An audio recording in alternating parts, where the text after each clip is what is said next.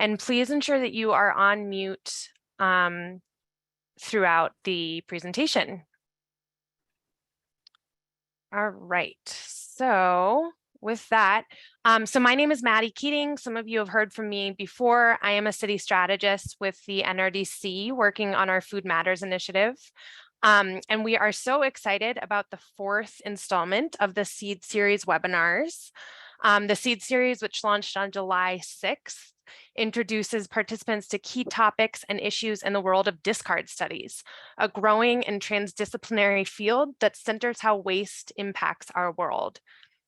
This 10-part webinar series serves as a point of departure for participants to learn more about how they can take steps in their own lives towards climate justice, anti-racism, and rethinking waste. I'm so excited to be joined again by Jesi Taylor, journalist, discard studies co-editor, philosophy graduate student, and true advisor.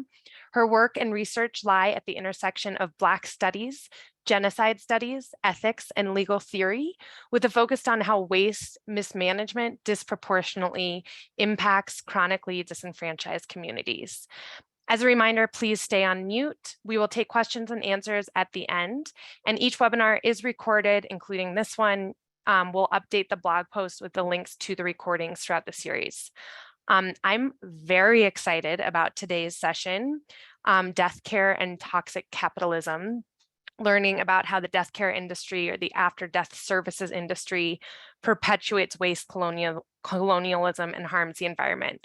I just was talking to Jesi about how little I know about this topic, and I think it's a kind of hard topic to talk about, but Jesi has an excellent intro for people who are interested in learning this impact on climate justice. So Jesi, take it away. Hello, thanks again for joining me. And if it's your first time coming to one of the Seed series, welcome. I'm really, really glad that you're all here today. One of the first things I do want to say before I get started, though, is that, this is going to be a session where we're focusing specifically on death. And there will be some images, not of death per se, but also yes. And I just wanted to make that very clear as we go into this. Some of the images may be disturbing. There are going to be some images of natural burial grounds, for instance, of cemeteries, of mass graves. And I do just want to go into this with everybody and just being very clear and transparent about the fact that one of the main reasons I want to talk about this at all is because the problem with the death care industry being so closely tied to capitalism is that it's changing our relationship to death, and which that in turn is changing our relationship to even living. And so I just want to be very clear that I'm coming at this from a place of just wanting to honor one another in our lives and after our lives as well. And to keep up with that, only if you want to, you don't have to do this, but I thought it could be nice to maybe have people, write in the chat the names of some ancestors or loved ones that have died either by COVID or any other ways, just to, honor them and just really keep that going. So only if you want to, and if you feel comfortable, go ahead and put some names of ancestors and loved ones in the chat that you want to have their memory honored just in the space while we're here. So we can always keep that in the back of our minds as we're going on here, that this is about people's lives and being as honorable as we can as we move towards the next stage of existence here. But for an agenda, we're going to start with some guiding questions, and I'm going to define some important key terms. Then we're going to move on to dispelling myths about our relationships to death and death care. Then I'm going to talk a bit about the financial side of funerals and death care, what that looks like, how it's changed, etc. Then we're going to talk about the myth of choice with regards to death-related services and how not everything is totally accessible, as with most things. Then we're going to talk about the environmental toll of the traditional funeral industry in contrast to more things like the green burial movement. And then I'm going to tell you a bit about how to get more involved with the green burial movement and how to learn more. Because as Maddie mentioned, this is a point of departure, and just really to get your toes wet in talking about some of these issues related to all of these things that we're talking about in the Seed series. So hopefully it sparks some inspiration to learn some more. So if this is your first time joining us, some of these definitions may be new to you, but if you've been here before, you'll see that I have been starting off the seed series with these definitions so we can be on the same page and so that we don't get lost in the rhetoric as I'm moving forward. So first I'll define colonialism, which is a violent domination-based process whereby a foreign nation or state settles and controls a region with an already existing sovereign people. Next, capitalism. It's a political and economic system marked by private and corporate ownership of property, business and industry, and seemingly free markets, free trade markets.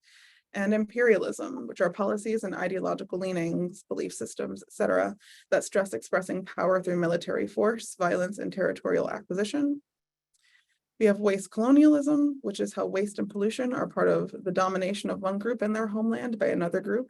And then toxic capitalism, which is the transboundary disposal of a variety of hazardous and toxic waste from areas of privilege, power, and affluence to areas with lower economic status and influence.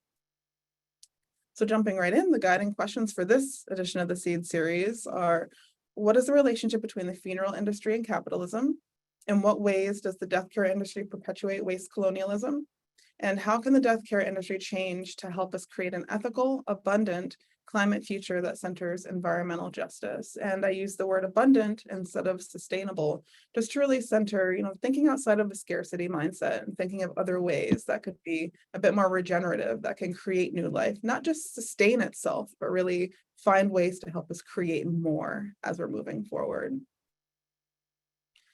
So, growing up, I heard often, and I'm sure some of you have as well, that death is the great equalizer. It's, the one thing that we all ultimately have in common in our lives. And well, in some ways that's true. In some ways that is the furthest thing from the truth that there is. Then on the next slide, there is going to be an image of drone footage featuring workers in a mass grave on Hart Island in New York City.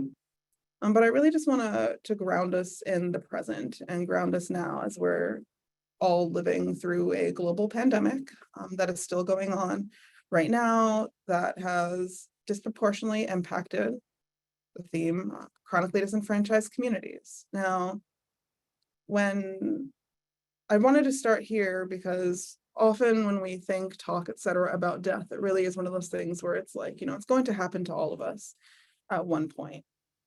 But the ways that we all end up encountering death are necessarily going to be different depending on so many different social factors, not just the people around us that could be losing their lives, but the ways that we sometimes are disproportionately going to be going through things or impacted by things that could put us closer to death than we otherwise wouldn't have been. And so I'm just going to share some images here, because I really do just want to drive this point home as well. All of us have different relationships to death for so many different reasons. And by being very honest about that, it helps us as we enter into having very difficult conversations just about life and our own proximity to death and our own proximity to different causes of death that some other people aren't going to have because of their social positionality, for instance. So I did just want to start us there.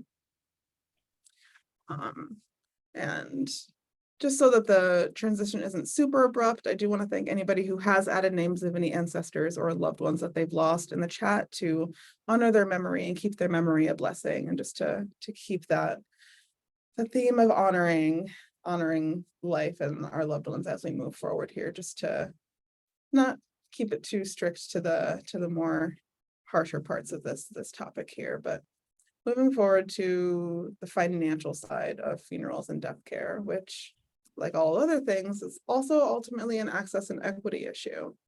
So the global pandemic causes an average cost of the funeral and caskets to rise up by 30%. I mean, this fact alone is, one of the clearest examples of how capitalism impacts the funeral industry.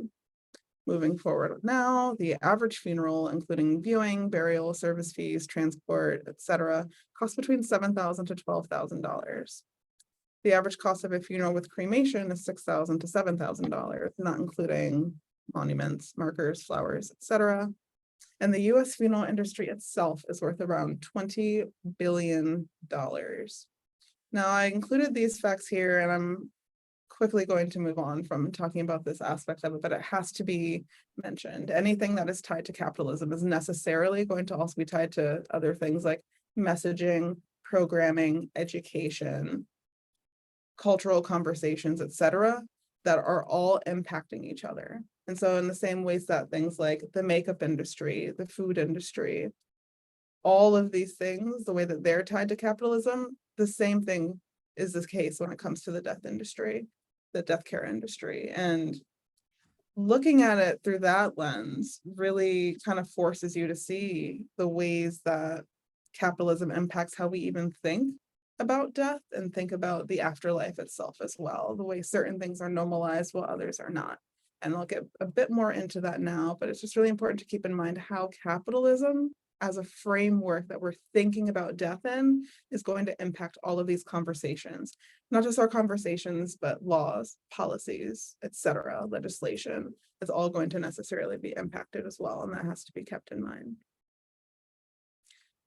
So when we're talking about action, I promise we're going to be getting into the green burial movement very soon, but it is important to ground us in reality. What is actually going on? What are we facing now? What are our quote unquote options as we're thinking about all of these things? So some of you may have heard of body donation, where, as it says here from the Mayo Clinic, the gift of a whole body donation is authorized by the individual, but the legal next of kin is responsible for carrying out the donor's wishes. Now, the thing with donation here is that depending on where you live, your city, your state, the nation that you're living in, this is going to look a lot different because there are different policies, different rules, regulations, guidelines, etc. But this is one option. You may have heard quotes like, I'm going to donate my body to science, for instance, but what happens to the bodies really depends on the place that you're in and the place that you donate the body to. And so this is just one of the options. Now, these two here, these are from the Cremation Association of North America. Now, these are some other options as well. So we have alkaline hydrolysis, which, as it says here, it uses a water-based dissolution process to reduce the human remains to bone. You can continue reading on yourself, but put very simply, for lack of a better way to put it, it's kind of like a water-based kind of cremation type situation, just to put it very simply, but you can read the description here. And then the one we're more familiar with is flame-based cremation, which you could read about more details here. But just to give a couple more, details here, every year about 50% of all deaths in the United States resolve in cremation. And one thing that a lot of people don't talk about is that while it is a quote unquote greener or more ecologically friendly option to natural burial, to traditional burials, there are different things like heavy metals that can accumulate over a lifetime in our bodies. And there's also things like pharmaceuticals, for instance, that regardless of what happens, those things are going to be put into the atmosphere. And the cremated remains, unlike, for instance, if you were to become soil amendment, they're not nutrient rich in ways that could actually be healthy for plant life. And so the final product, it's actually detrimental to different flora around the world as well. And some of those remains, they prevent certain things from flourishing when they're released into the atmosphere or released into soils, for instance, depending on what becomes of those cremated remains. Just going to do a brief pause here so we can all take a moment to kind of pause. This is a lot of information that's difficult information to digest. So I do just want to kind of pause here before moving forward.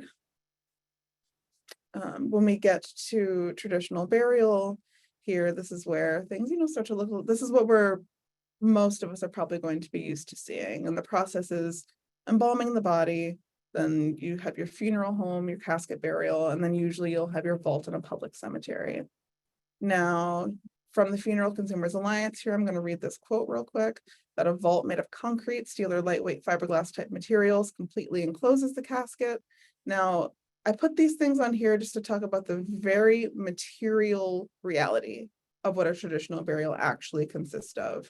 Kind of going back to the last seed series where we talked about the myth of a way, sometimes when things are kind of out of sight, out of mind, it's really easy to abstract away and detach ourselves from what's actually physically happening when we're doing these different things. And so, as it says here, traditional burial produces 250 pounds of carbon, whereas a green burial sequesters 25 pounds of carbon. Stark difference. I'm going to get a lot more into that in a couple of slides, but if we look at this here, cemetery land in the US is approximately 140,000 acres. Now there's a lot to unpack here, especially when we talk about things like colonialism and what land is being used for, particularly what stolen land is being used for. And not only what it's being used for, but how different types of chemicals and materials are impacting the soils and the lands that are being used, that are stolen as well. And so just to put all of this into our minds, it allows us to really think much more comprehensively about what we're actually talking about when we're talking about traditional burial here. But another thing to bring up that should be discussed a lot more is honestly worker safeties. People that work in cemeteries, factories, and embalming facilities and funeral homes. So there's actually an 8 times higher risk of leukemia than the general population for people that work in these type of sites. There's also other disease abnormalities in people that work with embalming fluid, not to mention a higher than average incidence of COPD, respiratory diseases, neurological disorders for even people that are working maintenance at some of these sites as well. And there's a lot more information that could be found about this on different websites if you look into those, but just for these basic things. It's important to also note that things like embalming are not actually legally required. And this is something that not a lot of people realize. Often that's something that people go to, but it's really just a policy for funeral home viewing, but it's not something that's legally required. And so just to go back in history a bit, once upon a time, embalming was actually seen as a way of violating the body, and it wasn't actually used often as a method of preserving bodies because of that. And it wasn't until the Civil War, when families wanted a way to have bodies returned from overseas back to the United States for funerals, that the national conversation around embalming completely changed to address this. And this just goes to show again, depending on what's going on culturally and societal context, that's going to impact how we think about and how we talk about things like this. So now moving forward to green burial, which is honestly one of the main things I was looking forward to talking about today, because it's one of those things that there's a lot of misinformation about it out there. And it's just one of those things where not a lot of people even realize that it is an option, because we are just so inundated with media and other types of content coming at us constantly that show us one way of doing something when there really are other options. And so just to quote here from the Green Burial Council, these are the official definitions of what a green burial is. And there are different ways to do a green burial, but ultimately it's a way of caring for the dead with minimal environmental impact that aids in the conservation of natural resources, reduction of carbon emissions, protection of worker health, and the restoration and or preservation of habitat. Green burial necessitates the use of non-toxic and biodegradable materials such as caskets, shrouds, and urns. And actually, when you dive a lot more deeply into the green burial movement, you'll see that there are some people who are coming up with new ways to create these biodegradable materials, like these shrouds and these caskets, to make it as environmentally sound as possible. And it's really wonderful when you dive into it, actually. But green burial grounds or green burial cemeteries it's a generalized term used synonymously with natural burial ground. Then, of course, we have the green burial movement, which is the growing interest in, development of, and grassroots advocacy for green or natural burials throughout the world. And just for some statistics here, in the United States as of now, when it comes to Green Burial Council certified providers, there are right now 57 hybrid cemeteries, which are half traditional and then half green or natural. There are 33 natural cemeteries. There are 12 conservation cemeteries. And this is compared to 205 funeral homes that are Green Burial Council certified, and 16 product providers. Now, what's great about this, and what the Green Burial Council itself reports as being the purest form, is that it's protecting worker safety, because you're necessarily removing them from all of these toxic, harmful, hazardous materials on their day-to-day on-the-job work, but you're also conserving valuable natural resources. You're reducing carbon emissions, and you're able to contribute to the preservation and, in many cases, restoration of different habitats. And when you are eliminating the use of things like toxic chemical embalming agents to metal and wood caskets and concrete vaults and such, you're not contributing to non-renewable energy expenditures just in the long run. So this is another incredible thing. And when we're looking at green burials in this way, this is really an opportunity to support local economies. When you have local communities coming together to use it to, say, what are the different types of materials we can use that are in this particular bioregion that we can make sure that we're using so that we can enhance this process and do as much as we possibly can to reduce our carbon footprint in the process. Now, this is my favorite part here. I just want to share some photos of different either hybrid or natural burial sites around the country. And one of the main things you'll notice is one, at least to me, just how beautiful they are. Just to describe them, on the left here, we have an image of a very lush green area with tons of flowers, tons of trees, with a clear view of the blue sky. And on the right side, we're seeing something similar here. And another wonderful thing about just the green burial movement is that there's such a heightened emphasis on family participation, because by making it so that we have a closer relationship to the process, we, like the people that are participating in these burials, they themselves are sometimes doing the digging. They themselves are sometimes preparing the body in the biodegradable shroud. And together, you're really seeing firsthand what is going on in this process. You are connected physically to this body that is undergoing this transitional period right now. So I just want to share some other images of that, like we see here. On the right-hand side, we have a very basic biodegradable box that is going to be lowered, but you see in places like this, you will have the family themselves coming in to dig, as I mentioned before, which really completely changes the whole process. Now here we just have a couple of more images of what this looks like. Just this is natural green burial, just like essentially this is what it is. You have all of these natural materials and such coming together to ensure that the body is not prevented from undergoing the next stage, which would be natural decomposition inside of the ground. Nothing is preventing it. There's no embalming fluid that's going to poison the surrounding soils. There's no caskets that's going to prevent the decomposition process from happening. Everything is going to happen as it naturally would if there were no human intervention in this process here.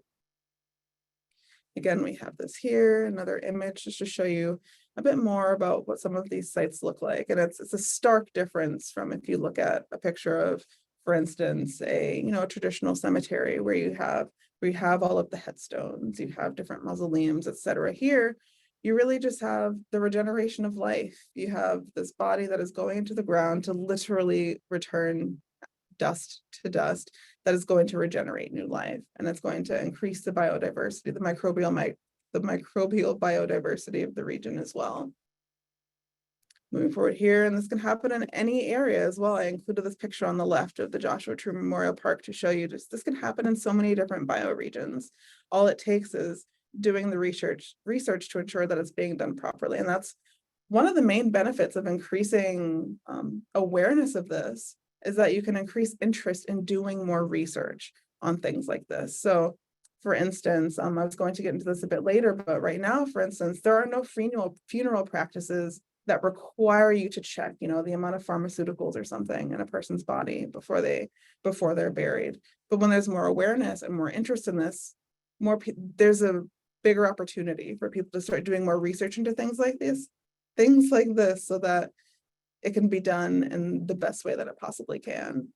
And then we have here on the right, I love this image from Prairie Creek Conservation Cemetery in Gainesville, because it really just shows how participation has changed, the actual relationship between the people that are coming for the service and their relationship to the body, to the person that they're going through this transitional period with. And just to really illustrate what I mean here. I I'm not sure if this image is also looking blurry to you on the left, but it was a beautiful field of wildflowers. And that is one.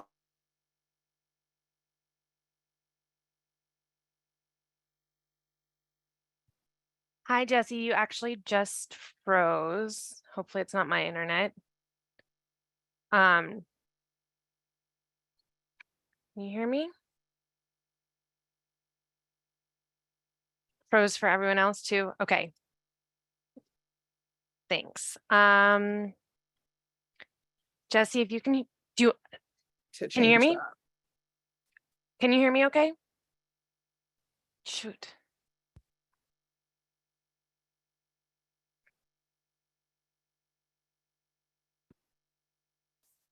Interesting. Can you all hear me? I can hear you. Why don't you try turning your video off? Yeah, everything just closed out for one moment. Okay. You'll see my I can't see your screen anymore. let's see. And I caught where you went out, which was this beautiful field of flowers. Let's see. Can you see the slides again? Yes, we can see the slides again. Go back a slide. Okay. Sorry, the internet has been kind of spotty in the office. Ooh, back one more. Video. Yeah, so you were just touching on I think the Ascension Gardens. We Oh, got okay. this one. Yeah, you were talking about the So, beautiful bed of flowers. oh, awesome. Okay, so Yeah. on the left-hand side, the Ascension Gardens, it shows something that's honestly a staple in a lot of green and natural burial grounds, which is these gorgeous wildflower meadows, which is one option of where you can be buried there. And honestly, so the pictures really do it so much justice for me, where you just see it's a true return to the earth. And when you see the different options for what a natural burial ground can look like, and where you can see, you don't see the headstones, the mausoleums, etc. It's a completely different way to honor and to start your remembering process, and you're honoring the memory of people. It's different. And so as I said, it really does take, kind of a paradigm shift. It would take us all looking at what our funeral practices look like. What does that look like for our family? What does that look like for us? And what are the ways that things like capitalism impacts the way we even view this transitional period of our lives? Now, this picture on the right, it's not a wildflower meadow, but this is a forest floor here. And it just shows that there are so many different types of lands that this can happen with. And there are so many different ways that you can be remembered that don't require a casket and they don't require a headstone. There are so many different ways. And with that, we will move to natural organic reduction, which as of right now, it's only legal in 3 states, but put very simply, what it is, it's the process of breaking down human remains into usable compost or soil amendment that can be returned to the bereaved family or contributed to a conservation area and ultimately become plant food. Now, also what it says here is it results in the removal of about 0.84 to 1.4 metric tons of carbon dioxide from entering the atmosphere, compared to the 28 gallons of gas needed for a single cremation here. Now, what does this process actually look like? You can read on the left, but I'm also going to read it out loud shortly. But on the right-hand side, this is an image of Katrina Spade from Recompose. And this just shows an image of what it actually looks like, what the vessel looks like before the body undergoes the composting process here. But just to get into some specifics here, it's the gentle transformation of a human body into soil amendment.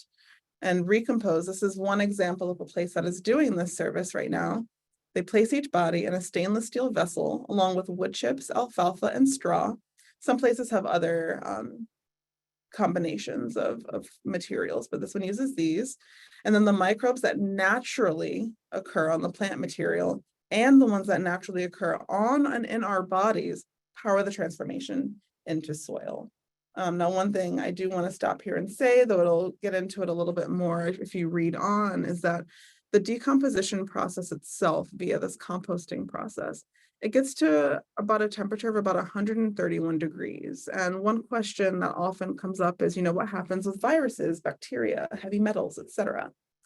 Now, once it's at this temperature, it actually kills viruses, bacteria, and pathogens. And things like mercury, they're actually stabilized in the soil amendment. They're not volatilized like it would be in cremations. And in cremations, it's actually something that accounts for a very significant amount of mercury that's released into the atmosphere. But awesomely, Washington State University recently published reports on the fact that heavy metals like arsenic, cadmium, copper, zinc, lead, and mercury, they are all under EPA limits once they go through this natural organic reduction process.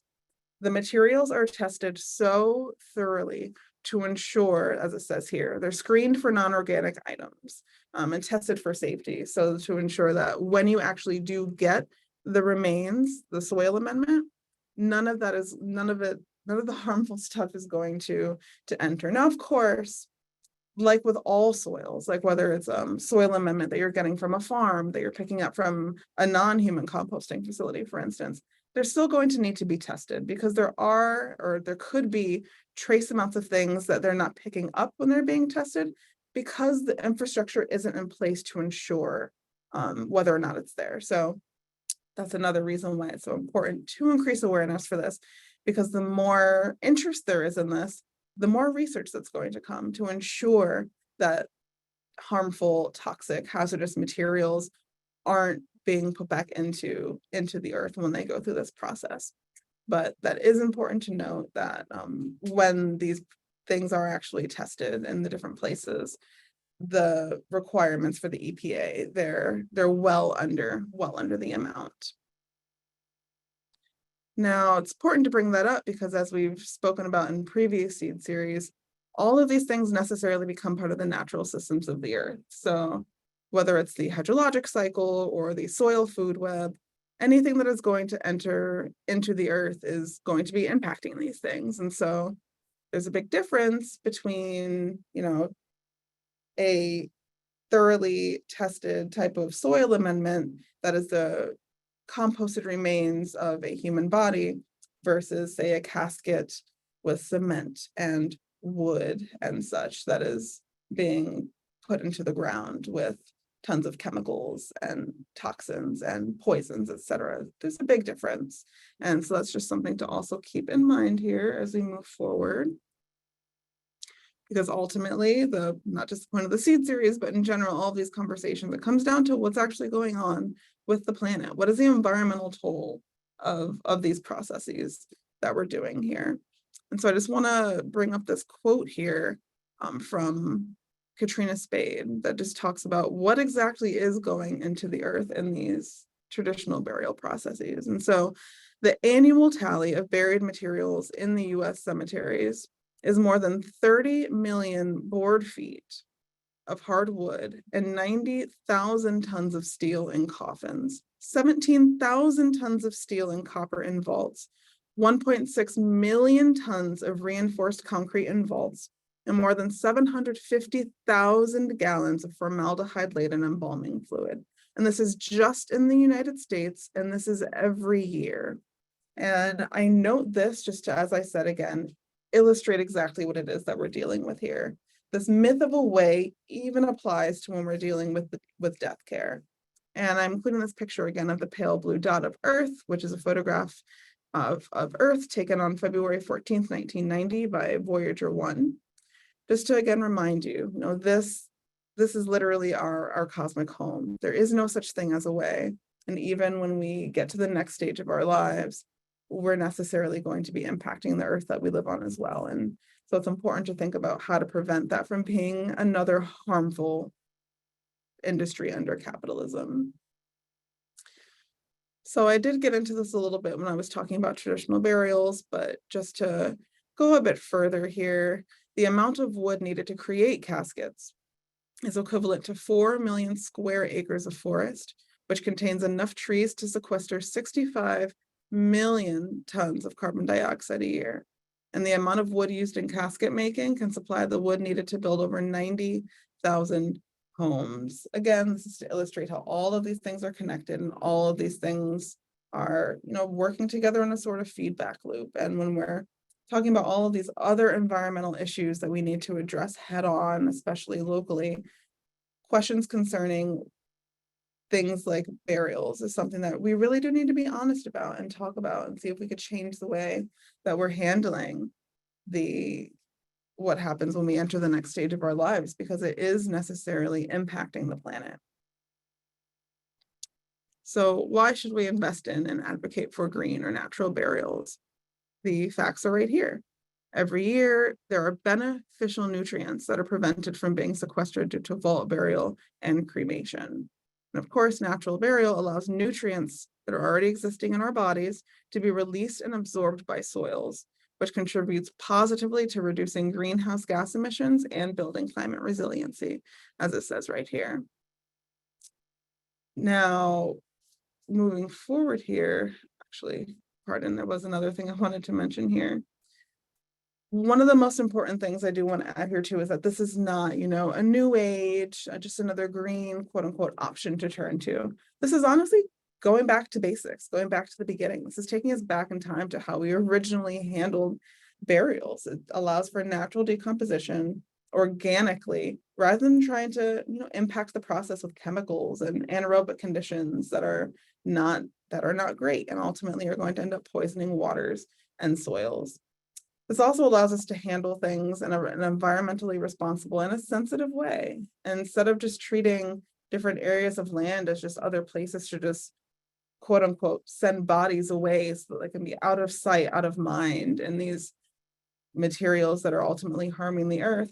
This changes completely the way that we even look at things like that. And so when we look at the green burial movement and think about things that are supporting community and education and supporting agriculture and just changing the way that we're even looking at land stewardship when it comes to life after death, this is literally allowing us to do more of that when we invest in this and advocate for this. It's another incredible way to potentially, offset some of the harmful things that our capitalistic death industry has already been perpetuating for hundreds of years. Now here, there's just a couple more things. So I really do want to stress the protection of worker health again. I've said this in previous seed series. There are people that are in all of these industries working to make sure that they are happening effectively and such. And we have to keep their health in mind as well. And when they're constantly inundated with these harmful chemicals, that necessarily impacts them, which is something to keep in mind as well. But when we look towards natural and more green methods of body handling after death, we're eliminating toxic chemicals. We're preventing more deforestation from creating these wood caskets. And we're preventing more concrete, fiberglass, and plastic vaults from entering into soils, which ultimately is going to prevent things like necroleachate from seeping into things like groundwater. And then, of course, we can have more locally sourced biodegradable containers. We can increase family participation, and we can have environmentally sound management practices. Now, to learn more about this, the slide may look familiar to some of you, but the same thing applies to this. Be patient with yourself if you lack equitable access to educational resources. And honestly, another thing to just be very real about is, not everybody has access to some of these things. The prices vary depending on where you live.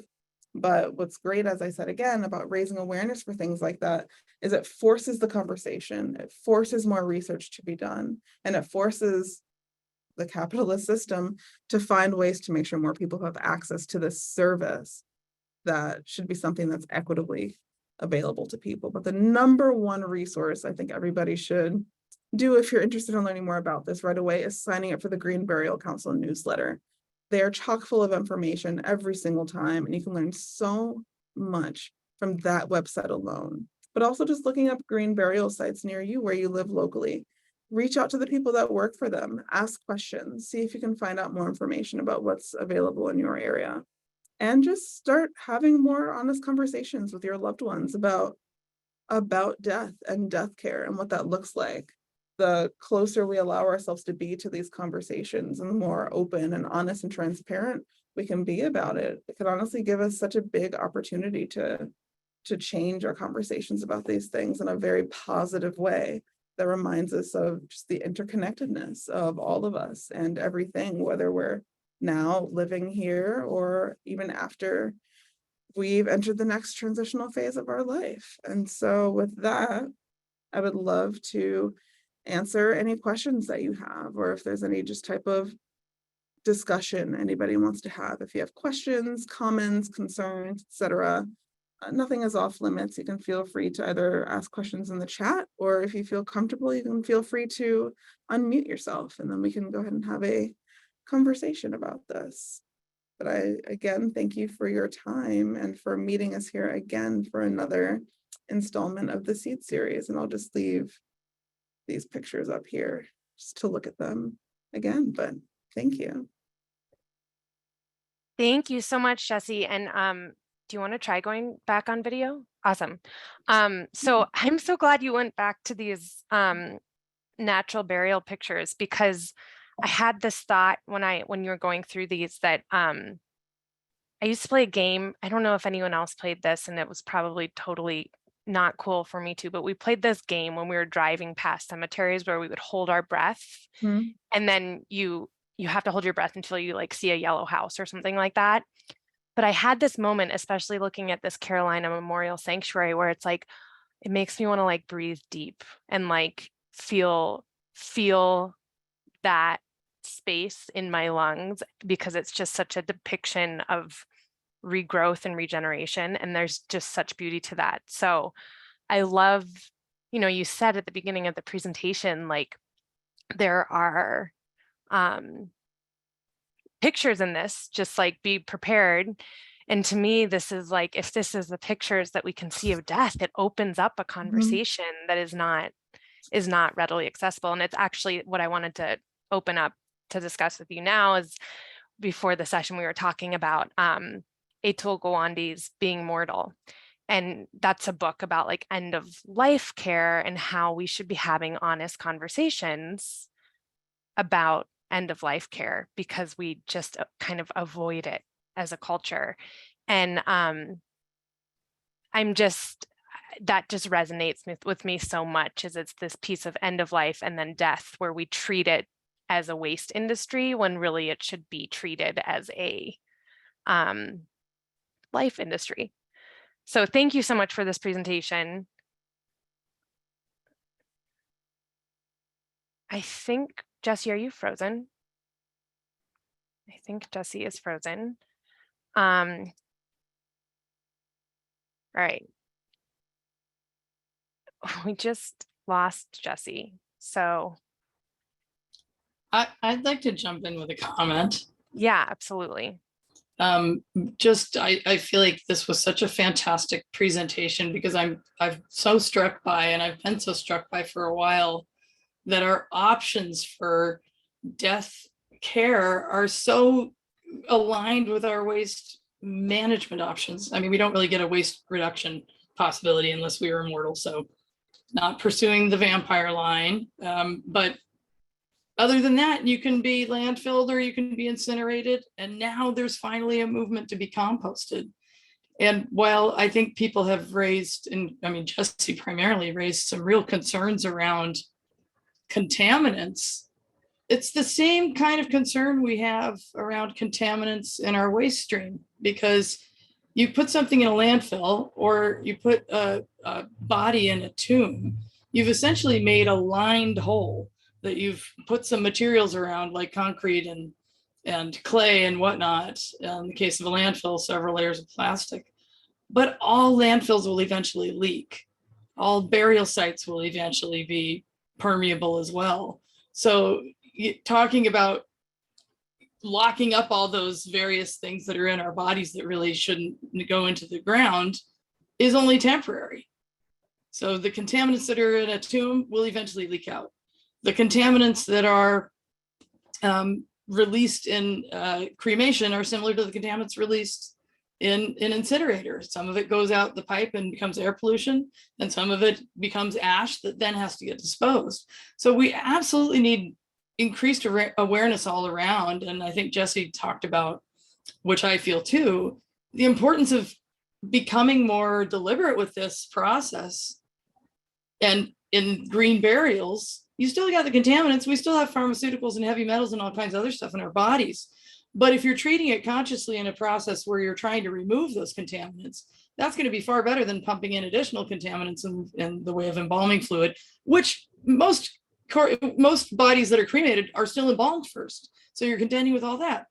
So just to think about the relevance here, because we're talking about the same kinds of options and really reframing our thinking so that we're figuring out what the best way is to become more intentional about not just our bodies, but all of the residue that come with them.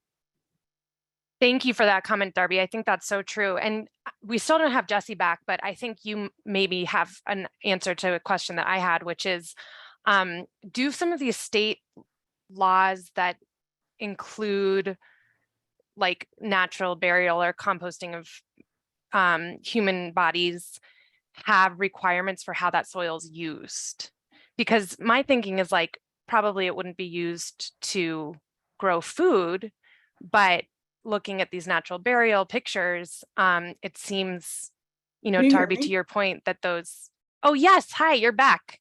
I'm back. Yeah, Jesse, I did a little, you know, how awesome your presentation is, and also just how striking it is that our ways of managing our waste are so similar to our ways of managing our bodies, and that the issue of contaminants is only postponed through landfilling. It's not averted, and it's only postponed by putting somebody in a tomb, because eventually all of it's going to leak. So, so at least if we're handling it through composting and through green burials, you know, through composting in particular, we have a way to intentionally treat what's being created that is not always present with those other methods. And then Maddie had a question around laws. So I actually have an answer to one particular part of the thing that you said. In the UK, there's a few sites like this where one of the options you can have when you're buried is you could have a fruit tree grown on top of you. And so depending on the process, it's actually not impossible for there to be edible things grown on you, which that's a whole other conversation, but it is actually something that can happen because, as I was saying, because of the temperature of the decomposition process, you're killing off bacteria, you're killing off these viruses, and you're killing off things that could possibly impact your soils. And I mean, if we look at certain type of farming practices, there are some farms, well, you know, they are composting their livestock and then they're returning that soil amendment into their own farming soils. And so it depends. And I did see a question in the chat right before my internet went out that mentioned something about higher levels of some types of heavy metals and soils near cemeteries. And sadly, in some cases, that is the case. And then sometimes it has to do with, you know, lax management at some burial sites. And when you have all of these different chemicals coming together and it's unregulated, these things do actually come together to create what's often referred to as necroleachate. And if you've heard of leachate, so yeah, it's that is possible. And it's sad because there really isn't a lot of research being done on that. And so it's another one of those things where we don't even know the full extent of what we're dealing with when it comes to groundwaters near burial sites because of the lack of research. Yeah, thank you for that. And I think that to my question, I think in Colorado, they don't allow the soil to be used for growing a food or like cross-contaminating it, but that's really interesting. So Dennis, do you want to go off mute and ask your question? Yes, hello. I'm in my car, but I have a couple questions. And the first one, maybe they're related, but the first one is about cemeteries and if there's a need to ask existing cemeteries and places that have these harmful, how do I say this, like coffins, I guess, there currently, and if there's a process to kind of like decontaminate, quote unquote, so to speak, the existing bodies that are there, and then I don't know if it would be like to put them back, or if that would be like up to the cemetery or the families. So that's the first question. And the second question is just when and why is embalming fluid used? Because I'm not really familiar with that. Yeah, so for the first question, correct me if I'm wrong, are you basically asking, like, is there a way to kind of urge existing funeral or some funeral directors or groundskeepers to change their practices so they're less harmful?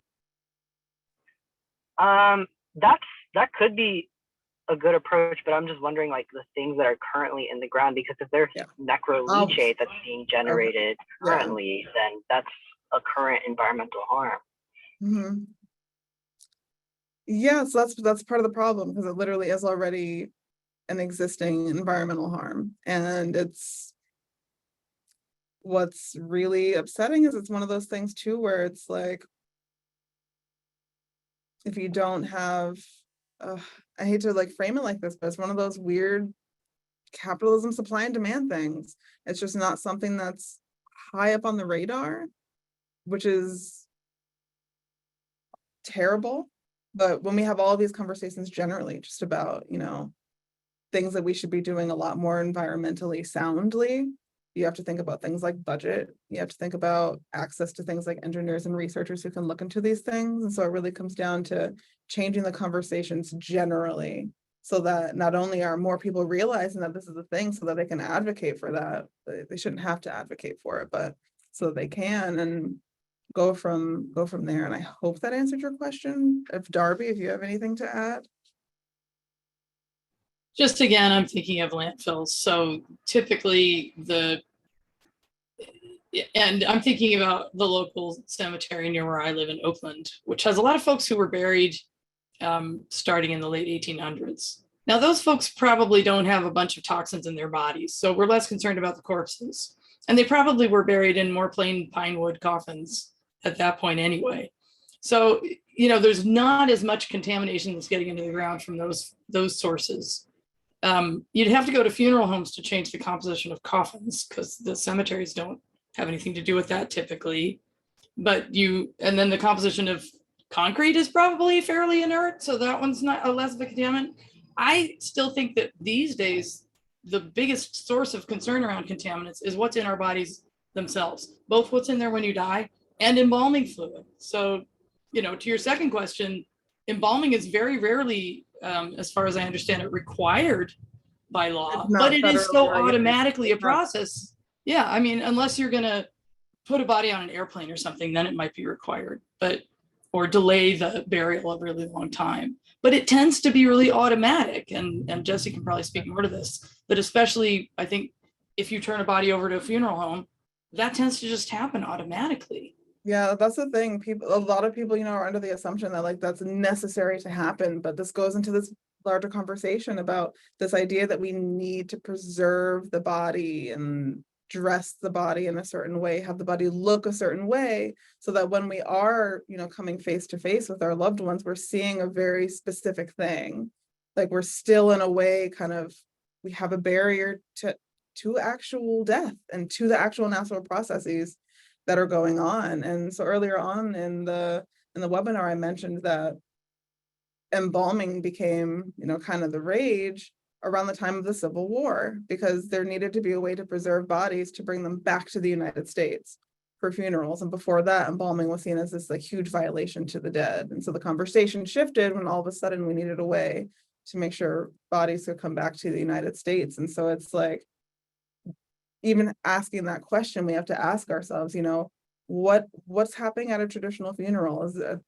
Are we been kind of like programmed to be like the body needs to look this very certain way to honestly, in some cases, like still look alive in a way that separates us from even realizing, you know, this is another natural process that the body is going to go through. And this embalming fluid is just putting just another barrier between us and what's naturally going to be coming next, which is a whole other aspect that we'd have to talk about too, because that gets complicated. Thank you so much, Jesse. We are actually at time. We've got about 1 more minute. And so I just wanted to say thank you again for this excellent presentation. It's so interesting and such a great space to be able to talk about this, these kinds of issues and learn about how to talk to other people about them too. So I just wanted to pass it over to you for any closing remarks. And before I do that, I just want to remind folks that our next webinar is going to be on October 12th, and the webinar is Trashy Art. Learn about how humans have engaged with naturally occurring materials and waste to make art throughout history. So please tune in for that. We'll send some reminders. And Jesse, I'll pass it over to you if you have any last remarks. Yeah, my last remark is be safe out there. Honestly, be safe out there and hug your loved ones.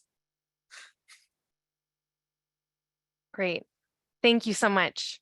Thanks everyone for tuning in.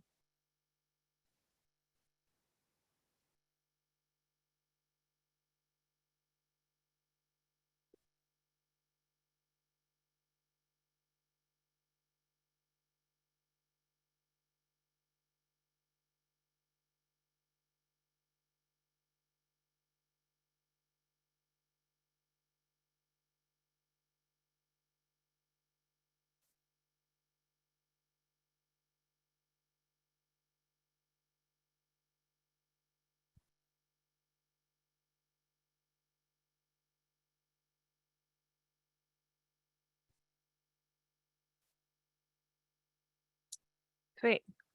I had a feeling that this one would have a lower turnout because of the topic. I think also I don't think we got a reminder email out. We did the reminder email like a week and a half ago. So I wonder if next time we can send one right before, but I think that's okay. I thought it was so interesting and well received. I'm curious what this person said. Will you be sharing contact info so we can continue this conversation? That's an Emma McDonald. I mean, I'm going to be, oh, we're still recording.